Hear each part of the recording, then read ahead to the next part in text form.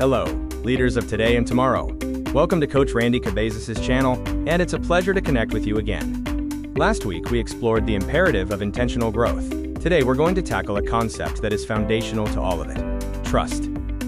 If you're an IT manager or a leader in a fast-paced tech firm, you know that trust isn't just a nice-to-have, it's an absolute necessity for innovation. Have you ever walked into a meeting where no one was willing to speak up, or felt a palpable tension in the air when a new idea was proposed? That feeling is the silent killer of innovation and collaboration. In today's competitive landscape, threats come from all sides: market shifts, disruptive technology, economic pressures. But the greatest danger to your team's performance isn't always external. Sometimes, the threat is internal, in the form of a culture of fear, blame, or a lack of psychological safety. We all know what it feels like to hold back an idea, to avoid asking a dumb question, or to hesitate before pointing out a flaw in a project. I remember working with an executive team that was brilliant on paper, but struggling with a critical launch. The projects were stalling, and team members were pointing fingers.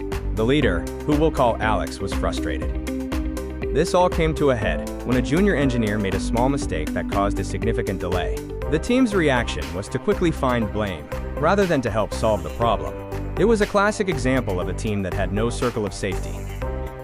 It was a moment that made Alex realize that his most important job was not to be the smartest person in the room, but to be the one who created an environment where everyone could feel safe to be their authentic selves. This is where Simon Sinek's revolutionary insights on the circle of safety and leaders eat last become so powerful. What is a circle of safety? It's the protective boundary a leader creates around their team. Inside this circle, everyone feels safe from internal threats, like micromanagement, blame, and infighting.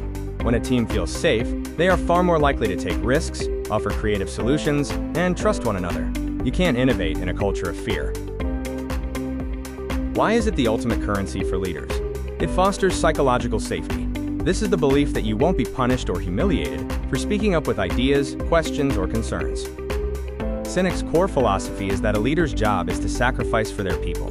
When you, as a leader, are willing to eat last, to put your team's needs and well-being before your own, you create a profound sense of trust. This isn't a one-time gesture.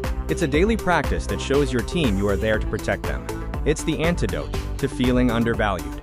A team that feels safe and trusted is a team that performs. They become more loyal, more resilient, and more engaged. They don't just work for you, they work with you for a shared purpose. Alex's team started to flourish when he began consciously building a circle of safety. He started celebrating mistakes as learning opportunities. He created forums for candid feedback, and he made sure to eat last by taking responsibility and giving credit freely. So I ask you, what is the emotional temperature of your team? Do they feel safe to be vulnerable? To make mistakes? To be their full selves? Understanding the what and why of a circle of safety is the first step to unlocking incredible team performance. We've now explored why trust is the ultimate currency of leadership. This is the foundation upon which all great teams are built. If you're ready to learn how to actively create a more trusting and safe environment, stick with us. We'll be sharing more insights in the coming weeks. Thank you for joining me on this leadership journey. Until next time, keep leading with purpose and building trust.